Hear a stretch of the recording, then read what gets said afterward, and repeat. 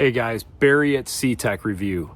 Today we are gonna do some maintenance. Our first scheduled oil change, all fluids, lubrication, filters, and I'm gonna show you some quick tips and some things that can make this job, which is not that fun. It's not hard to do, it's just very messy. Make it a little bit easier. We're gonna go through the full process. Let's do this.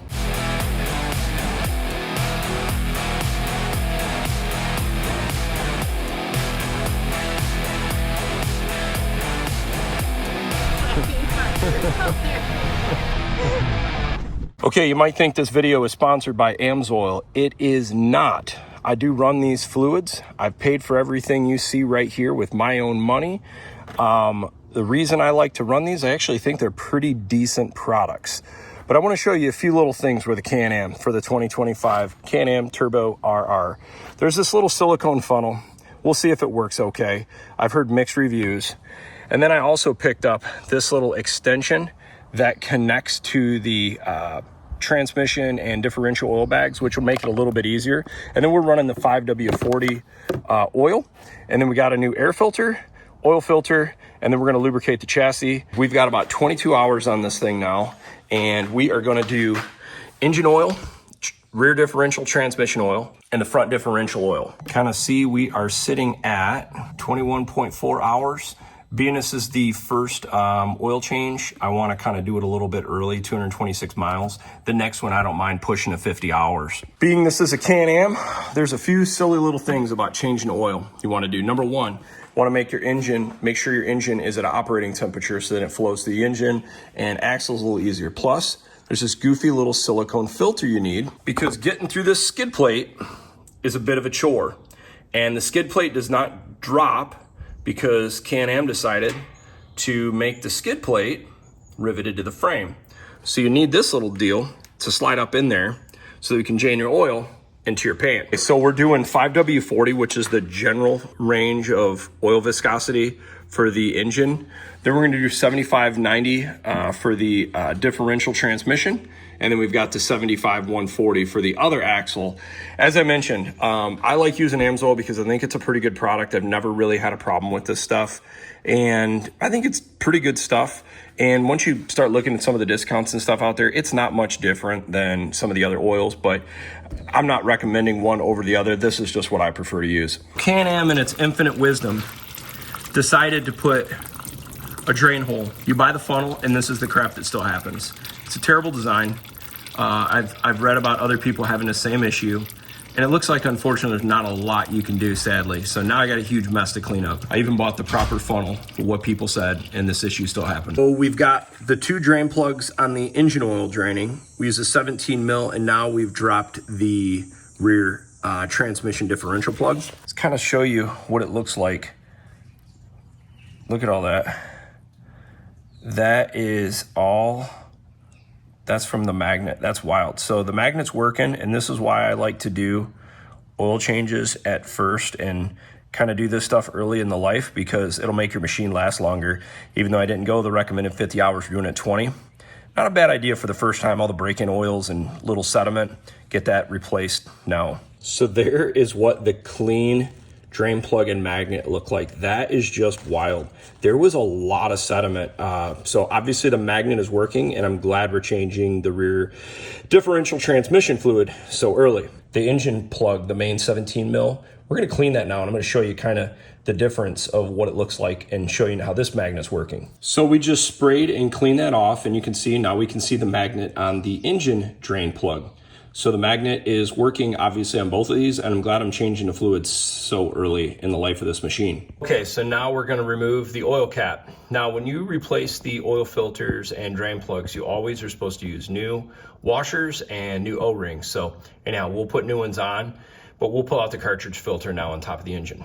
All right, we confirmed that the OEM filter is the same as the one we removed.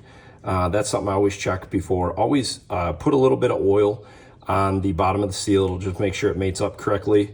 Get a good setup there. All right, we got our new filter in place. Now we're gonna put new O-ring, tighten down the cap at the proper specs with a 8 mil wrench. All right, now we're gonna do the front differential drain plug. While I'm underneath here, I'm just kind of looking for scratches, scuffs, any other weird issues going on, and everything looks pretty good. But that is the front drain plug. We'll use an Allen wrench now and start letting this front diff drain. So I'm glad I'm changing this front diff because it is nasty looking and there is a bunch of stuff on the magnet. So good time to do this. So we got everything buttoned up down below. We got the drain plugs all in, got the new filter above. Now what we're gonna do is we're gonna fill our rear diff transmission, which the plug is right there. We're gonna get that one all set. In the process of changing oil, we're gonna also do some other service. We're gonna clean the air filter or replace the air filter. We're gonna pull off the cover for the clutch housing anyhow, which makes it already a little bit easier to get into the fill location. So we're kind of combining a few steps in one. It's a better use of our time. So we'll remove this whole thing, clean out the first primary, secondary, just inspect it, make sure everything's good there. And before we even do that, we'll actually fill up the oil and then we'll have the whole back of the machine complete while the front differential is draining. So we got the cover off. It's got a little dirt in there, a little dust. We'll clean that all up. We'll clean the primaries, but before we do that, process of how we're going to do this is we're first going to put the oil in the engine because I don't want loose dust in the air, dirt getting inside of the motor. So we're going to change the oil because now we have great access to the fill plug right there. So we're going to fill up the engine and then we're going to get that all put away, put this back on. And then while we got the cover off, we'll blow out the primaries. We'll take a look at the air filter. We'll do this. It's just the best use of time to do it all at once. And if you got any RC cars that need cleaned up, we do these at the same time since we got the air compressor already. All right, we got our funnel in there. Now it's time to put some motor oil in. 3.7 quarts, but I'm gonna confirm. It's actually easier than what I thought to get the quarts in with the funnel. I thought this was gonna be a huge pain in the butt, but since we're already servicing this area, it's actually not too hard. All right, so we're gonna put the 75-140 in the rear now, and I've got this nice little, it kind of gives you like an on and off switch for filling up your drain. I got this nice little extension where you can put on to the your AMSOIL differential fluid bag, and it's kind of got like this nice little on and off switch with a plug at the end. This will just make it a little bit easier, and if you guys are interested, I'll put links to all this stuff down below if it helps you out on your oil changes. So we got our first bag pretty much drained, just kind of scrunching it up right now and letting the last little bit flow in. But man, I'll tell you right now, that little on and off extension is kind of a game changer for making less of a mess of this. I've not spilled any down here, so that's kind of nice. So now what I'll do is just turn that thing off and then it'll stop the flow there so nothing will drip out. Okay, so now we think we put about 1.75 quarts of oil in the back transmission differential. Now we're gonna check with the dipstick. Looks like we're at the bottom side, so we're gonna put a little bit more into the rear differential. That's what we're going for. Got right to the upper level of the dipstick. So now we're gonna put it back in and the transmission is done. So I got a new air filter up in the air filter box, and now I've cleaned the air filter box, and it's a good time. Inspect the O-ring and all the mating surfaces of the airbox and the airbox cover, and then I'm gonna do the exact same thing with the clutch cover. Little word of advice. See this little thing right here? This is a locating tab. There's one on the back side. It's kind of hard to see. You want to get that locating tab on first with the airbox to the airbox cover, then get this front one on, and then the cover will go on completely flat. And then you can easily get all four of your clasps on. I had a real hard time doing that, but if you get that in, it works just perfectly. So make sure, because otherwise you don't get proper fitment and you can get dirt into your engine.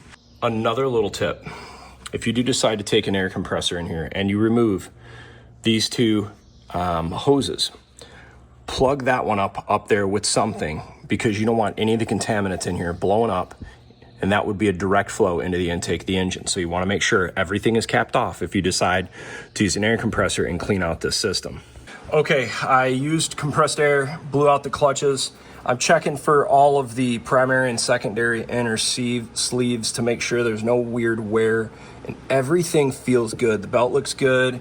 The belt is sitting in the secondary correctly. While we're in here, make sure to inspect your seal that goes around the edge, because if water or dirt gets in there, that's gonna be a problem too. So I just cleaned this whole edge with toothbrush, dried it up, and then gonna do the same thing with the mating side here to make sure this is all good so we have a good mating surface. And then I also use compressed air on this side as well.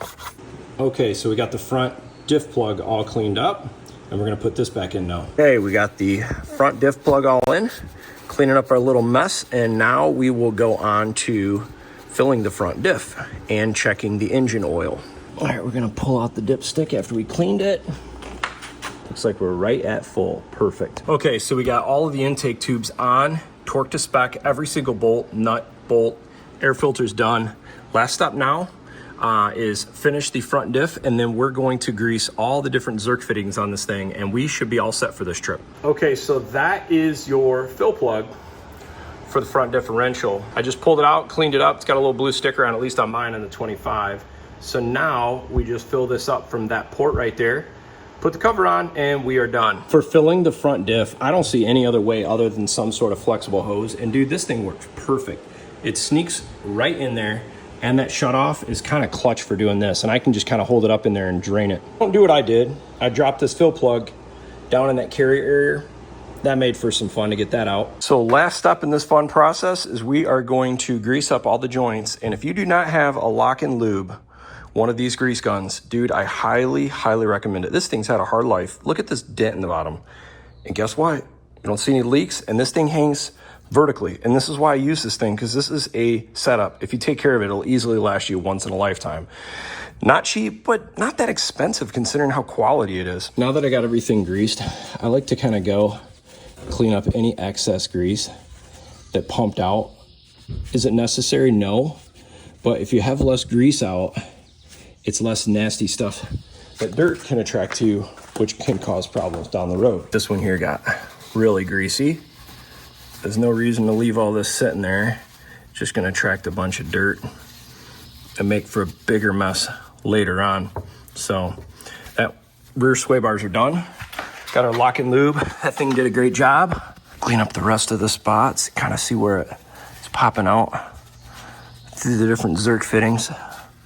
I was surprised the bottom swing arms, both sides, took a lot more than the top side. It's almost like they used a lot less in that area from the factory. So something to kind of keep your eyes on for your machine. Now it's not a bad idea to get some brake cleaner and just kind of clean off the excess from oil and grease and freaking mess all over the garage. I got to clean up now.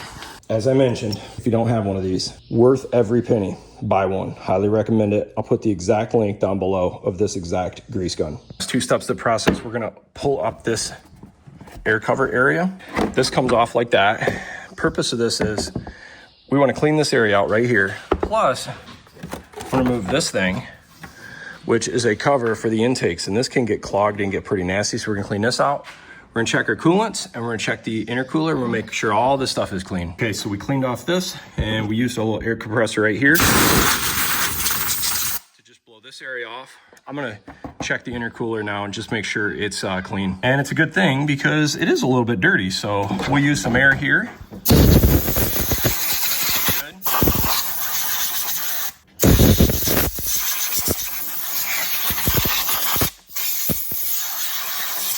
Okay, so what's my thoughts on this after doing the full maintenance? It's a mess, man. It sucks. I'm not gonna lie. I watched a bunch of videos and it's still a mess. I still got a bunch of oil in the skid plates, but it's not hard to do. It's just messy, and there's still ways to make this better. I'm gonna include a link to a 3D printed funnel cone I saw that will help the oil change drainage on the engine, I think, a little bit easier. I think I wish I would've went that route. Maybe I didn't use the silicone funnel as intended, but it was a big mess. I'll also include, if you want these fluids, I got a lot of buddies with Can-Ams and Polarises. They're also running this oil, so I think it's pretty decent stuff. I've been running in dirt bikes, 4-wheelers, side-by-sides, and power sport stuff for over 15 years. I personally never had a problem with it, but teach your own. I'll also put the oil filter part number, air filter part number, if you're interested. It's not that bad of a job. Anybody can do this, and the advantage of doing it is you can save a few $100 to do it yourself. I hope you guys found this video helpful for doing an oil change in the 2025 Can-Am X3 Maverick X3 Max Turbo RR. Bunch of words. By the way, if you do like the video, find it helpful, feel free to give me a thumbs up. It definitely helps. Thanks for watching.